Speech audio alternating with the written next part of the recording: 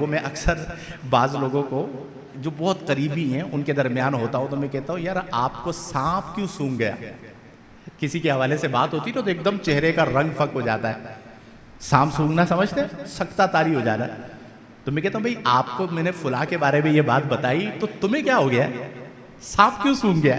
دوست جو بالکل میرے قریبی ہوتے ہیں ان کو میں کہہ دیتا ہوں, پھر سمجھاتا ہوں کہ بھائی آپ عادت ڈالو, آپ کو اتنی اچھی بات اس کے بارے میں بتائی, بولو ماشاءاللہ سبحان اللہ.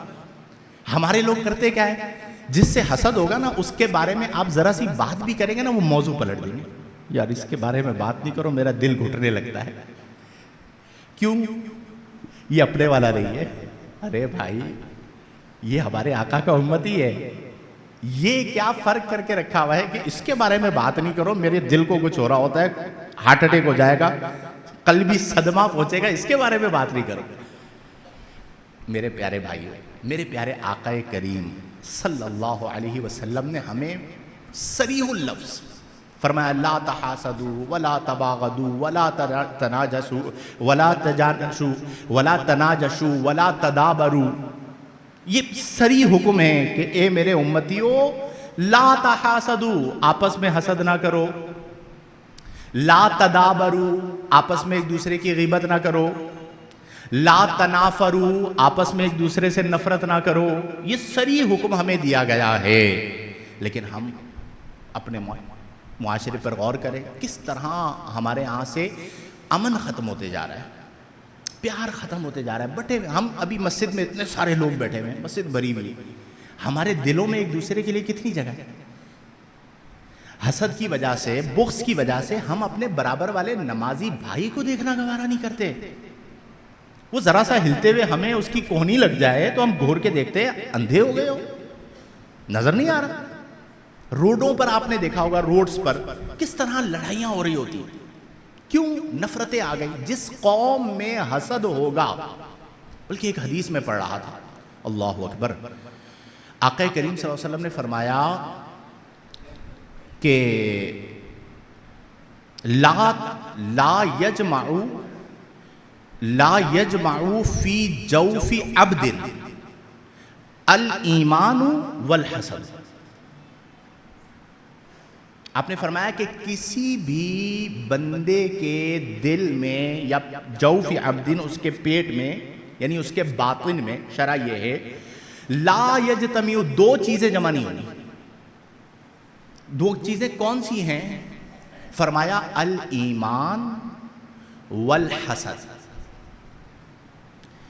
ایمان اور حسد. ایمان ہوگا تو حسد نہیں ہوگا, اور اگر حسد آئے گا تو ایمان نہیں ہوگا. یہ دو چیزیں بیک وقت نہیں ہوں گی کہ ایمان بھی ہو اور حسد بھی ہو. آقا کریم فرما رہے, حضرت ابو ہریرہ رضی اللہ عنہ اس حدیث کے راوی ہیں, اکثر الصحابتی روایتاً, ایمان ہوگا تو کیا نہیں ہوگا, اور حسد ہوگا تو کیا نہیں ہوگا. ہم سب مومن ہیں یا نہیں, اور حسد ہے یا نہیں.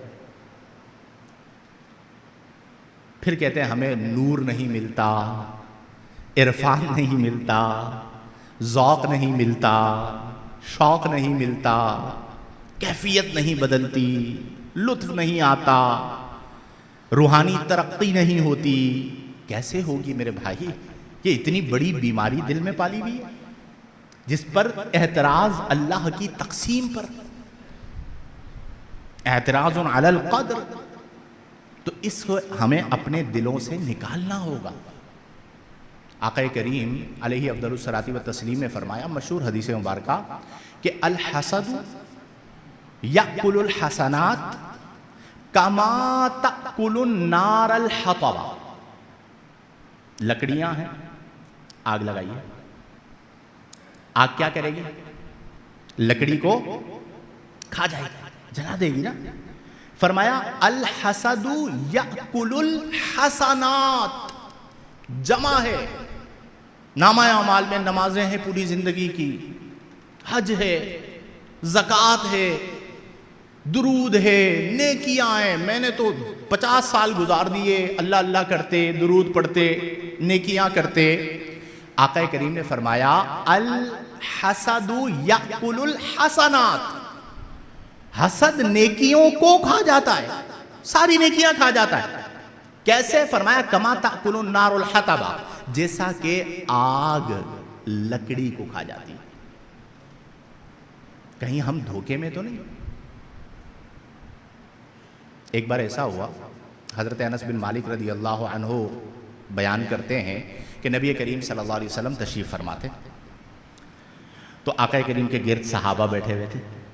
ٹھیک ہے، میں اکثر لوگوں کو یہ سمجھاتا ہوں کہ اگر آج کے پرفتن دور میں بچنا ہے نا آپ کو، تو آپ کو جب ٹائم ملے نا تو اپنے محلے کے جو عالم ربانی ہوں، آپ کی مسجد کے ہوں، آپ ان کے پاس آ کے بیٹھ جائیں. 6-8 لوگ بیٹھ جائیں، وہ دین کی بات کر رہے ہوں. یہ دین کا طریقہ کار ہے، آپ کو اس سے ایک نورانیت ملے گی.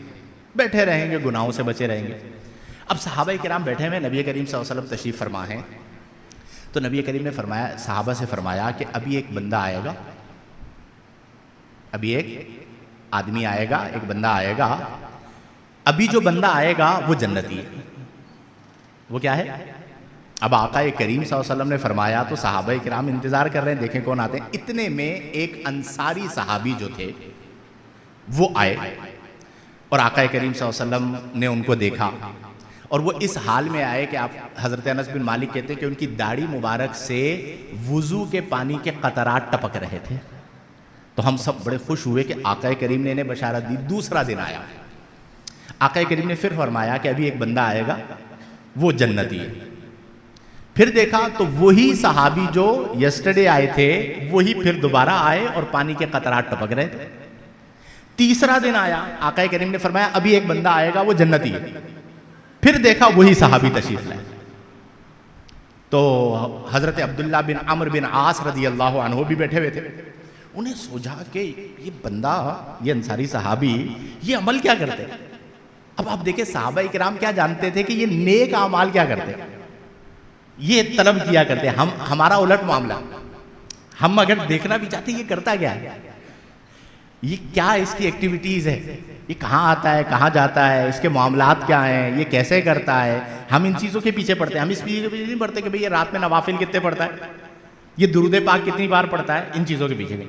تو حضرت عبداللہ بن عمرو بن عاص جو ہیں وہ کہتے ہیں کہ مجھے یہ ایک ترکیب سوچی کہ میں جانوں تو صحیح کہ یہ کیا کرتے ہیں کہ 3 دن سے ان کا ذکر ہو رہا ہے اور آقا کریم فرما رہے ہیں یہ جنتی. تو وہ کہتے ہیں میں ان صحابی کے پاس گیا، انہوں نے کہا میرے ابا سے میرا جھگڑا ہو گیا اور میں نے قسم کھائی ہے کہ میں 3 دن تک گھر پہ ان کے پاس نہیں جاؤں گا، تو آپ مہربانی کریں 3 دن کے لیے مجھے اپنے گھر پہ رکھ لیں. اسی انصاری صحابی سے کہا. انہوں نے کہا ٹھیک ہے بھائی آ جائیے. دل کھلے ہوا کرتے تھے. آج ہمارے ہاں تو ایک دن کے لیے کوئی مہمان آ جائے تو ہمارے ماتھے پر بل آ جاتے ہیں، بلکہ ہم رویہ ایسا اختیار کرتے ہیں بھائی نکلو یہاں سے. انہوں نے کہا ٹھیک ہے آ جائیے. اب وہ 3 دن تک حضرت عبداللہ بن عمرو بن عاص جو ہیں وہ ان کے گھر پہ رک گئے. کس ارادے سے رکے کہ میں دیکھوں تو صحیح کہ یہ کرتے کیا ہے. انہوں نے انہیں واچ کیا. اب انہوں نے دیکھا کہ وہ رات کو سو جاتے تھے، کوئی عبادت نہیں، فرائض و واجبات کی پابندی تھی.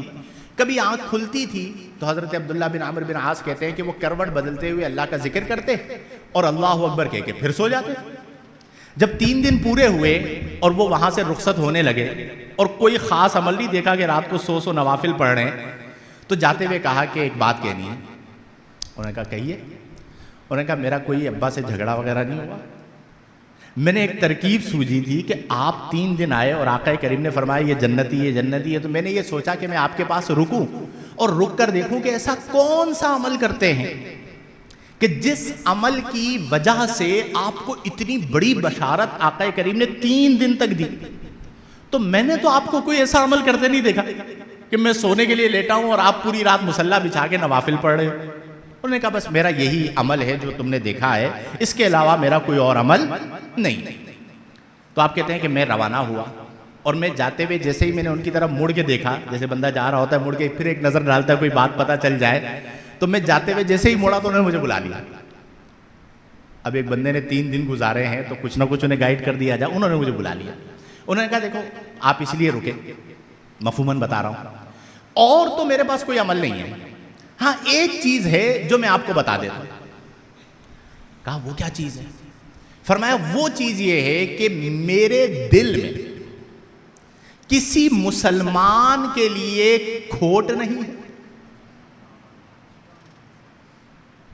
سنیں، میرے دل میں کسی مسلمان کے لیے کھوٹ نہیں ہے اور اللہ تعالی میرے مسلمان بھائی کو جو نعمت عطا فرماتا ہے میں اس سے حسد نہیں کرتا.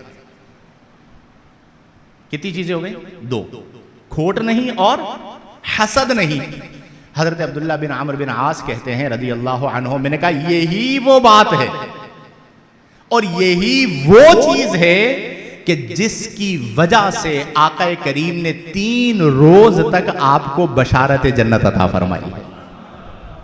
میرے پیارے دوستو غور کیجیے، اپنے مسلمان بھائی کے لیے دل میں کھوٹ نہ رکھنا اور اپنے مسلمان بھائی سے حسد نہ کرنا، یہ کتنا امپورٹنٹ ہے.